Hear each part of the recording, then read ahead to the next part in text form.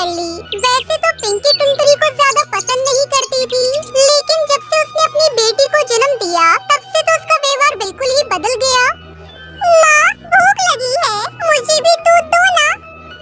दूध चाहिए दूध? तू पिएगी तो मेरी दुलारी चिड़िया क्या पिएगी? काम की ना काज की, दुश्मन अनाज की। चल भाग यहाँ से, जा डिब्बे में रोटी पड़ी होंगी, खा ले। लेकिन माँ। चुप, जब देखो माँ माँ करके मेरी जान खाई रहती है। मर गई तेरी माँ, तू भी उसके पास चली जाएगी तो मेरी जान छूटेगी। टुनटुनी अभी केवल 5 साल की थी। पिंकी चिड़िया उसके साथ हमेशा सौतेला व्यवहार करती।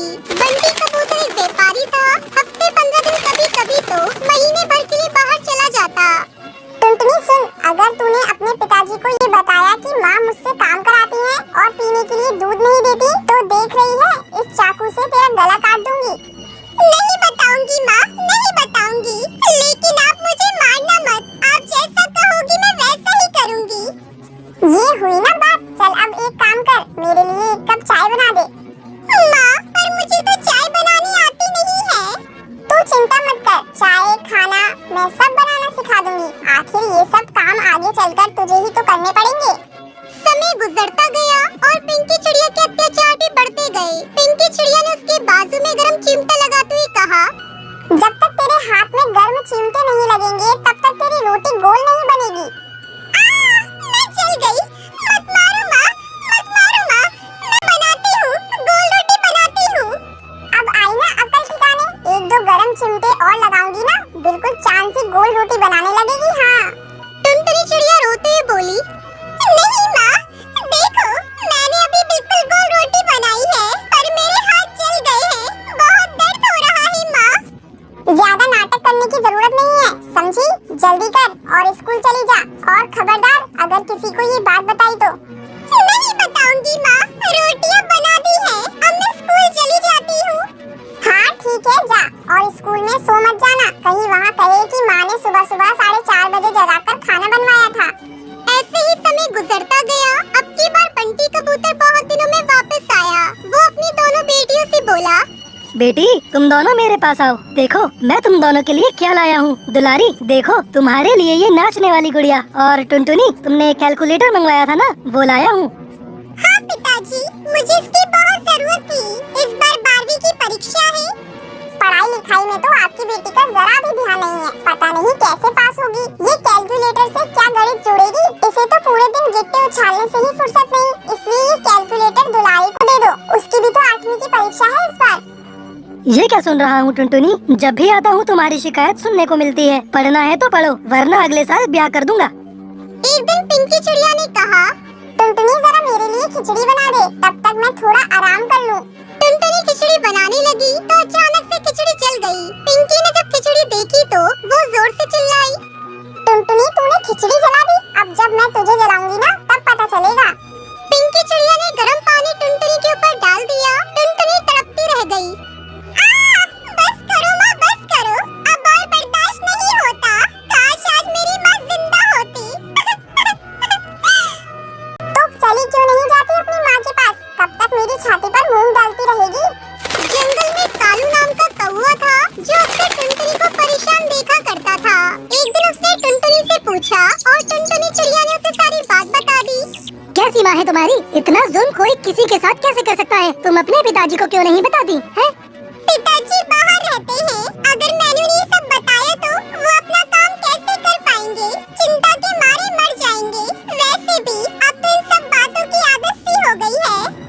दूसरी तरफ टुनटुनी की सौतेली माँ टुनटुनी से छुटकारा पाने के लिए जंगल के डॉन बुल्ला चील के पास जाती है और बुल्ला चील के साथ टुनटुनी का 5 लाख का सौदा पक्का कर दिया गया।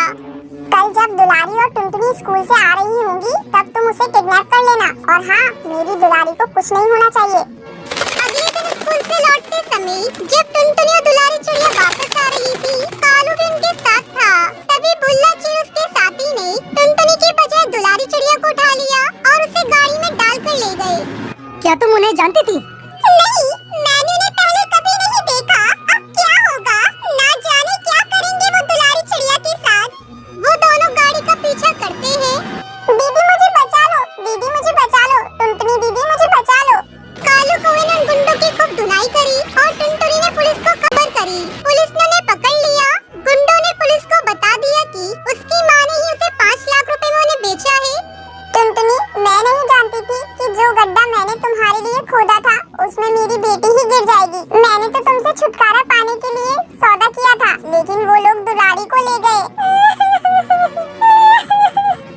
लेकिन तुमने ऐसा क्यों किया?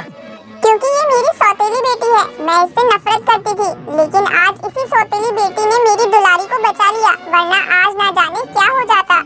चलो अब जेल में चक्की पीसना। अपनी बेटी को बेचने के जुर्म में हम तुम्हें गिरफ्तार करते हैं।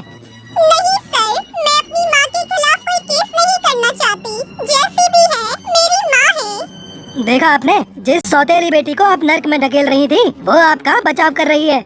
मुझे माफ कर दे टुनटुनी बेटा, आज के बाद मैं तुझे दुलारी से भी ज्यादा प्यार करूंगी। इतना सुनकर टुनटुनी चिड़िया की आंखों में आंसू आ गए। माँ, इस प्यार के लिए मैं कब से तरस रही थी।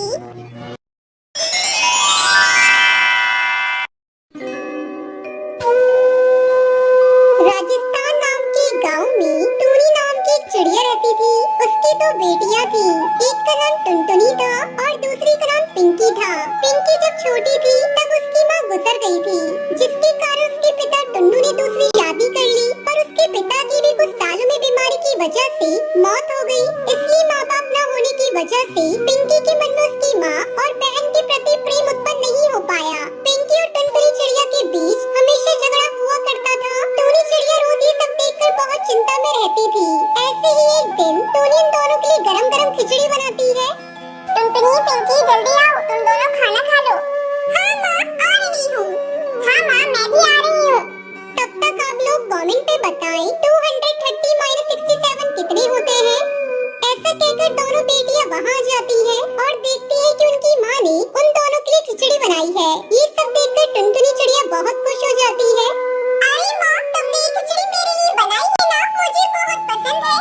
हाँ हाँ, तेरे लिए ही बनाती है, क्योंकि तुम ही हो ना इनकी प्यारी बच्ची। मुझे नहीं चाहिए ये खिचड़ी, मैं जा रही हूँ। ये कहकर पिंकी वहाँ से गुस्से में अपने घोंसले में चली जाती है, लेकिन ये सब बात सुनकर टूनी बहुत दुखी हो जाती है।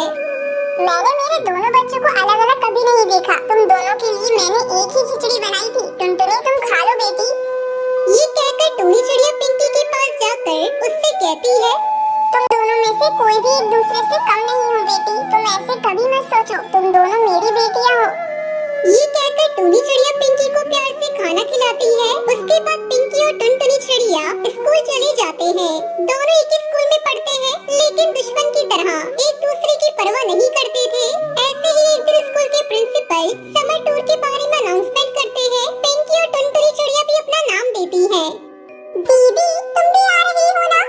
आ तो रही हूँ, लेकिन क्या फायदा, वहाँ पर भी तुम जैसी चुड़ैल बहन को झेलना पड़ेगा। मैं भी यही कहना चाहती थी। ऐसे दोनों बड़बड़ाते हुए घर चले जाते हैं। माँ, हम तो स्कूल टूर पर जा रहे हैं, 2 दिन में वापस आ जाएंगे। ठीक है, मगर अच्छे से जाके आओ, उधर भी झगड़ते हुए मत रहना। पिंकी, तुम बड़ी हो ना, तो छोटी बहन का ख्याल रखना। ठीक है माँ, ठीक है, चलो अब सो जाते हैं। अगले दिन सुबह दोनों तैयार होकर टूर के लिए ट्रेन में जाते हैं, लेकिन एक साथ नहीं बैठते। ट्रेन में उतरने के बाद भी पिंकी अपने दोस्तों के साथ और टुनटुनी अपने दोस्तों के साथ चली जाती है। शाम होने के बाद सब लौटकर ट्रेन के पास आ जाते हैं, लेकिन पिंकी चिड़िया नहीं आ पाती। अरे, ये दीदी कहाँ रह गई? इनका तो कुछ भी पता नहीं, मैं कहाँ ढूंढूं इन्हें, मुझे कुछ समझ नहीं आ रहा है।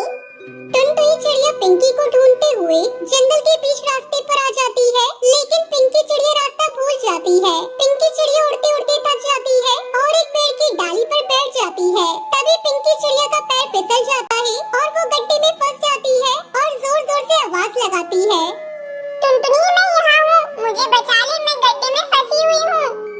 आखिरकार पिंकी की आवाज सुनकर टुनटुनी उसी ओर जाकर बहुत मेहनत करके पिंकी चिड़िया की जान बचा लेती है। दीदी, तुमको कुछ हुआ तो नहीं? तुम यहाँ क्यों आई हो? मैं रास्ता भूल गई थी, लेकिन तूने मुझे बचा लिया और मेरी जान बचाई। मुझे माफ कर दे टुनटुनी, तू छोटी है मुझसे, लेकिन तूने मेरी जान बचाकर बहुत बड़ा काम कर दिया। अब से हम कभी झगड़ा नहीं करेंगे। फिर दोनों वहाँ से घर जाने के बाद ये हकीकत अपनी माँ को बताती है। दोनों में इतना प्यार देखकर टूनी चिड़िया बहुत खुश होती है। तब से दोनों बहनें बेस्ट फ्रेंड की